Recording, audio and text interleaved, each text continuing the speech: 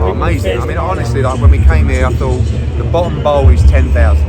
If we can get close to filling it up, it'd be amazing. And to sell the whole thing out, 16,000, you'll see the atmosphere in here tomorrow night. It'll be absolutely electric. And that's going to be tough for those guys to deal with as well. You know, I know that both guys have boxed on big stages, but nothing like this before. And I think they're two very sharp, reactive guys. And I think this fight ends by knockout inside 8 rounds. Is it sold out completely? Yeah, we're about to announce it, yeah. That's 19, 18, That's 16,000. Eddie, you said you see it ending in knockout in 8 rounds. How do you see that happening for Haney, who's not thought of as the puncher? Because I think Regis will be taking chances in the fight. I think Devin will be stronger at 140. I think he'll be punching harder.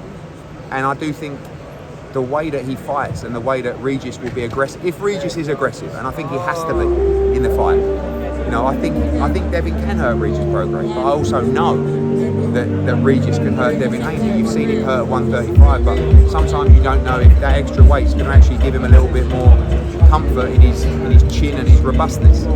I think it will, but he's never been hit before like a puncher like Regis Prograis.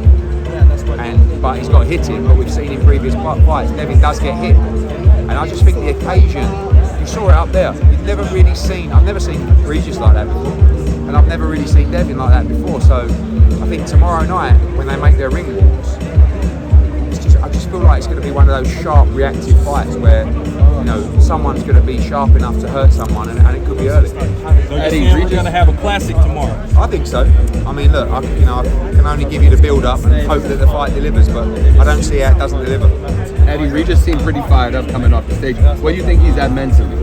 I think he's exactly where you want to be. You want to be fired up. I mean, look, he's got over 24 hours to calm himself down. I mean, he wasn't erratic and smashing things up backstage, but he's pumped up for the fight. Don't forget, Regis feels like boxing owes him this. You know, I feel like he's the one who says, I deserve to be on this stage. I've been dedicated to sport for a long time. I've had my ups and my downs. It's time for me to go and earn my 8 figures or whatever against Ryan Garcia and Teofimo Lopez and all the big leagues. And this is the fight that breaks him through. Devin feels like this is a natural progression, but you're in with a guy with a chip on his shoulder in Regis Prograis, and that makes him very dangerous. You honestly believe that the winner of this is going straight for those big names like Tank? I think the winner of this is the big name. Okay. You show me all those, you know, you talk about Shakur Stevenson and Teofimo Lopez, they can't sell 3,000, 4,000. I mean, I don't know what Shakur sold in Vegas. Less than 2,000. He's 1,800. He's an amazing fighter. But the excuse used to be about Devin Haney, he just doesn't sell. But what happens when he goes to a new city that doesn't even host boxing and sells 16,000? And that's down to Regis as well, but you know, Devin is bringing these fans from the Bay Area. So all of a sudden that excuse doesn't really exist anymore. And people like Teofimo Lopez, I've done a fight with Teofimo Lopez, the undisputed lightweight world championship. We just sold out the theatre. And when he boxed Josh Taylor for the unified championship at 140, they didn't even sell out the theatre. And that's a massive fight.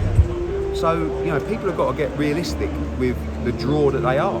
And I think the work that Devin's done and is now showing, he's become that draw. And you mentioned too, what about Tank Davis team? Do you think Tank Davis team will see that, like, he sold 16,000 from now that he can't sell? I just think Gervonta's going to do what Gervonta, like, you know, I mean, they always want to keep it in-house, you know, and who knows the actual finances of the Amazon deal, how that works, what they need, but they're gonna, all those guys are going to need the winner of this fight, because you've seen what they're going to do. You know, they're doing at the gate, they're doing the numbers, and I think if the performance is sensational, it's going to put the winner of this fight in an unbelievable position. It was a super long face-off, man. I think the record was like about a minute and a half, 2 minutes away or something like that. I could have kept that going for another 10 minutes, but it does become a little bit boring, doesn't it, after all? I mean, I don't know. You know, but then I said, guys, face the front, and then they wouldn't take their eyes off each other, then they went back. I thought it was about the perfect amount of time, but they were fired up. And I like the fact that, you know, one of the British journalists said to me, were you thinking it was going to get violent? Not really. Like, at no time in this build-up have I actually thought things are going to get violent, which I think is great. Just two confident guys trying to stamp their authority in their territory on a fight, and the build-up couldn't have got any better. Eddie, thoughts on a separate note, thoughts on Ricky Hatton getting into the International Boxing Hall of Fame? What do you think of that? Yeah, I mean, he's a legend of boxing in the UK. You know, I think there's always people that you think should be in or shouldn't be in. He's a guy that, I think the Hall of Fame, you know, it's always down to credentials and ability, but it's also down to the nights that they created and the impact they had on sport. And when you talk about boxing in the UK, not many people created a fan base like Ricky Hatton. I mean, remember when he boxed Floyd Mayweather, they brought, I don't know, 30,000 Brits to Vegas. I think they only had 10,000 tickets. And, you know, a good fighter and a good man. Is he the most, popular and beloved, UK fighter of last 20, 30 years? Yeah, I mean, it depends. You know, when you talk about sizes of fan bases, Joshua's on another level to Ricky Hatton. But when you talk about fanatical, passionate people, Hatton was on another level to Joshua in that respect. Do you know what I mean? I'm talking about people in the pubs. I'm talking about people in the football stands. They were Ricky Hatton's people. Whereas the bigger picture of an AJ is, men, women, grandmothers, aunties, uncles, kids, But yeah, Ricky Hatton had a fanatical following. 1 more minute, guys. I feel like Eubank and Ben should get in eventually too. Well, it's fucking, the older guys. Yeah, I mean, Nigel Benn had a much better resume than Chris Eubank. Chris Eubank was probably the bigger draw. He was more of a showman. But he did beat Nigel Benn once, and probably Ben should have won a rematch. But I think the victory over Gerald McClellan is an underrated victory. I mean, if you watch that fight back, particularly the first round, Nigel Benn was out of that fight. It was one of the most brutal fights you will ever see. And that was actually a massive win. And you look at him coming over to the States, beating Iron Barkley, other fighters as well, Lalonde. Like, he travelled around, he was in big fights. He got beat by Eubank and got beat by Michael Watson, which was a shock. Because he didn't always live the best life, but he was a very, very entertaining fighter. I think one of the all-time greats. Eddie, where do you do that fight? In all honesty, we know Ben Eubank. We're going to do it in the UK. We'll do it in the UK. With no problems with certain organisations. We do what we got to do. I'm not going to sit around when a guy is not banned or not suspended. I'm not going to just roll over and say, "Oh, okay."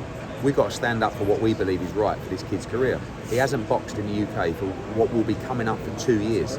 He was asked to go through two